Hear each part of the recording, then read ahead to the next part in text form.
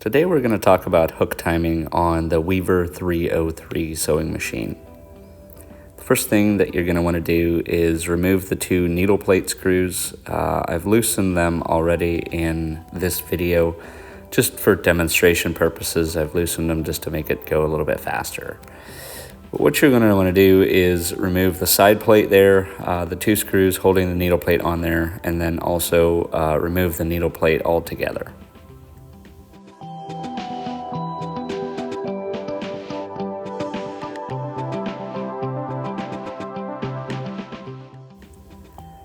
From here, we can go ahead, tilt your machine back. That will expose underneath of the machine to where you can take the bobbin out. Make sure we take that out. We can just set it to the side for now.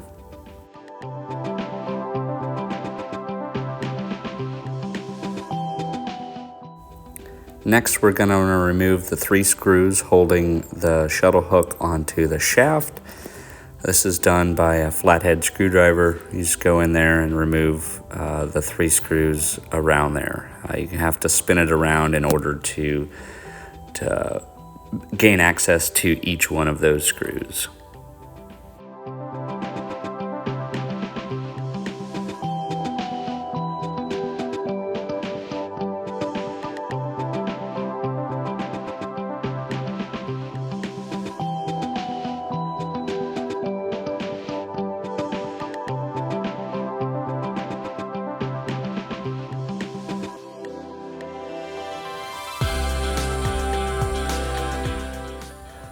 Once those three screws are removed, that will allow the shuttle hook to move in basically any direction, left, right, forward, backward, that it can. On the round shaft there, the next thing that we are going to want to remove is the screw right here that is attached to the shuttle hook, or not the shuttle hook, but the point.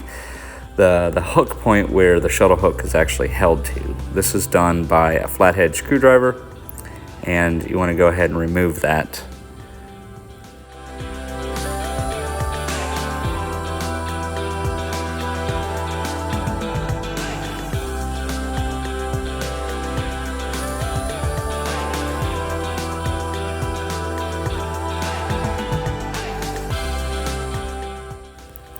Once that's removed, this may be a little tricky to get out, and it may take a little bit of encouragement from a screwdriver prying it out. But the main thing is going to be just to lower it. You may have to tap it from the top or get a screwdriver in there to tap it or to pry it out. The goal is not to damage anything, but it is in there pretty tight.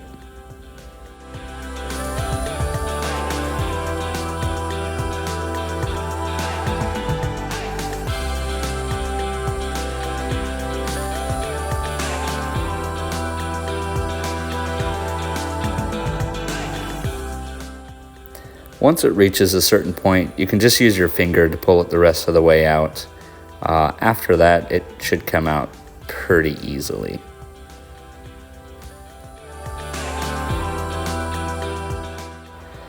With the hook plate removed now, you are going to want to pull your shuttle hook just completely off of the shaft. I forgot to do this in this video, but when you raise your feed dog up higher, and that can be done by just moving the flywheel one way or the other. You'll watch your feed dog actually go up, and that gives you enough clearance to pull it off of the shaft. But this is now free and should be free to come off. So after we pull that off, we can actually go ahead and reinstall it back on the shaft. And you'll notice that I actually moved the feed dog up here in this video, showing you how to put it back on there.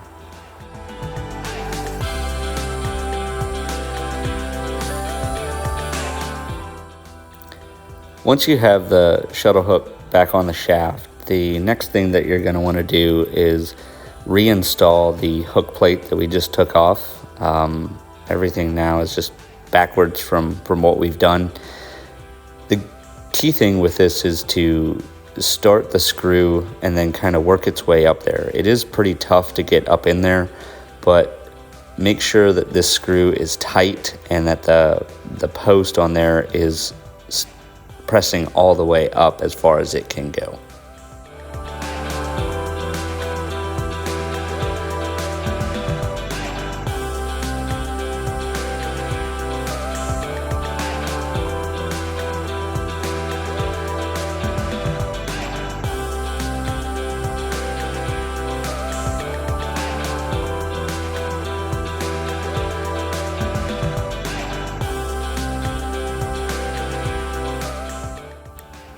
Once the machine is set upright again, you'll notice where my screwdriver is pointing to is that notch in the piece we just installed.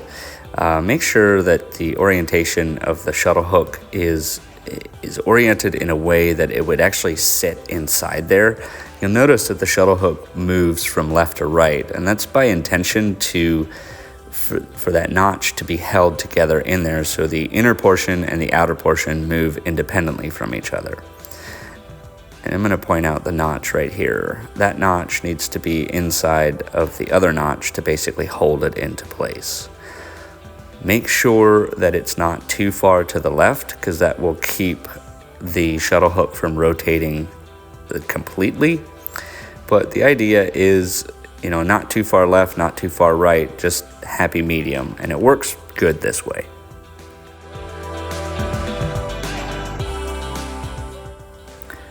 From here, you are going to want to remove your presser feet, both the inside and the outside foot. I forgot to do this, so now I'm kind of backtracking in this video.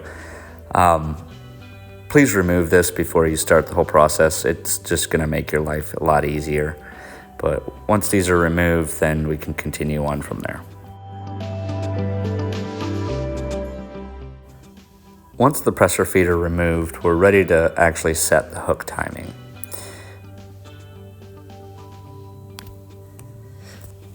The way to do that is to orient the needle, and keep in mind my needle is not touching the shuttle hook at this point, but it is really close to it. Imagine taking where the screwdriver is pointing to is called the scarf, which is pointing towards the flywheel of the machine. You want your shuttle hook point to come in the lower half of that scarf. If you break it in two pieces, you want it to come across in the lower half.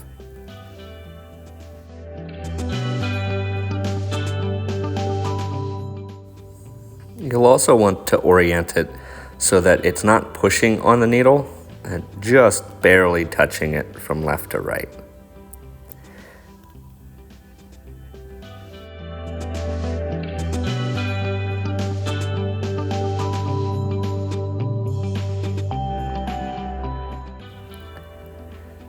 After you have it set, you want to go ahead and tighten that one screw down. You'll have to hold the shuttle hook in place with one finger as you do this, but once you have it one screw tightened, it may be a little difficult to do at first.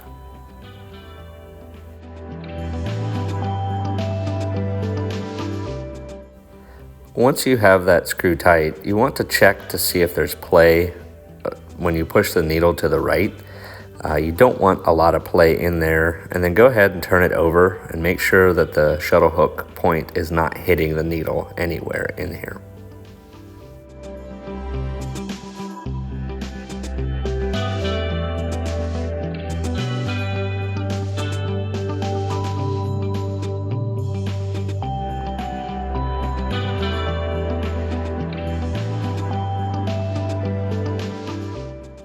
Now we're getting a little bit of a close-up on the hook timing to kind of show you in what position the shuttle hook is, and me also testing out the right movement on the needle versus where the shuttle hook is. Play around with this a little bit and just make sure that everything is running smoothly. From here, rotate it a little bit back and forth just to see how it looks.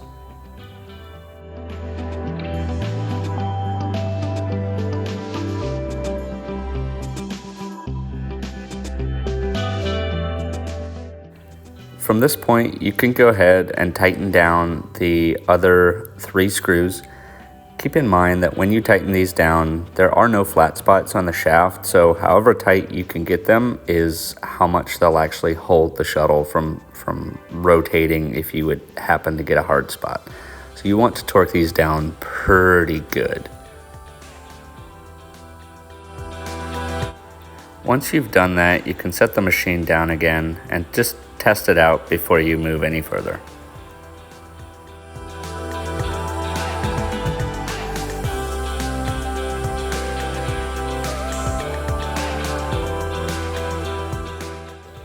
Now I'm just reinstalling the presser feet again, starting with the inside.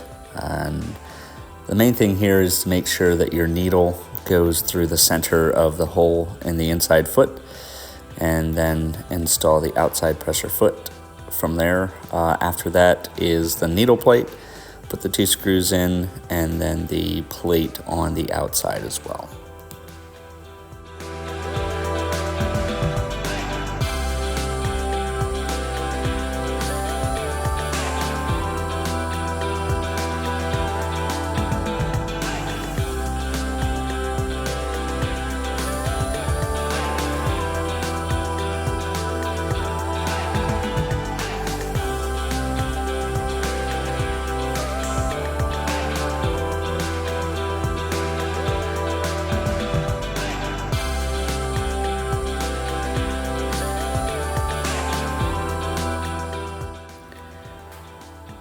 Once this is done, you can go ahead and reinstall your bobbin.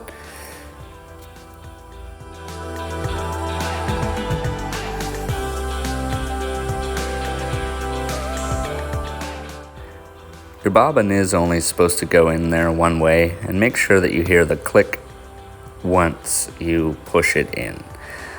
From there, you can go ahead and just make sure that the outside shuttle hook is spinning independently from the inside. That was mainly that notch that we had. And you can also trim this string a little bit to make sure that you don't have much excess in there. If you have a lot of excess, you can it can get caught up around the bobbin area. Now you're going to want to rethread your machine. It takes me a little bit of time to do this, but the key thing that I want to mention for you is when you go through the needle is to make sure you go at it from left to right.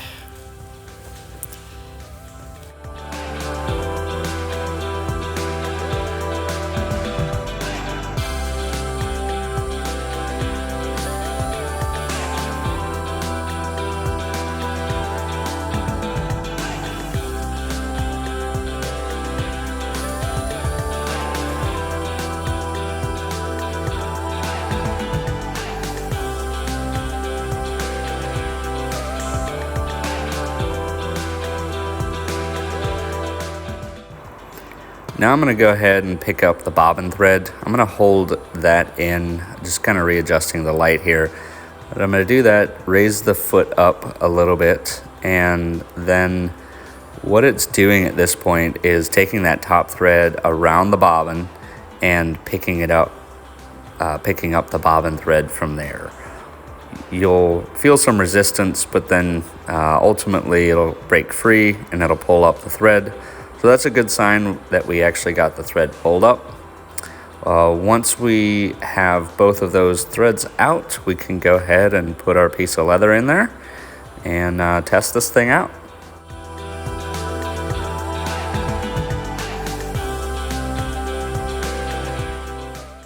The one thing I did forget to mention is on the needle, make sure that where the tip of that scissors is pointing towards there's a hole where you can see if the needle's installed all the way up as far as it goes. If it's not all the way up, it can cause skip stitches and other things. Okay, so we are now going to test this out and see what happens. See if our hook timing is right. The first thing, start slow and see if it makes any weird noises or something like that. If it does, stop, check your timing. Something may have come loose or something like that. But if it sews, fine, great. You just now set your hook timing and you should be good to go.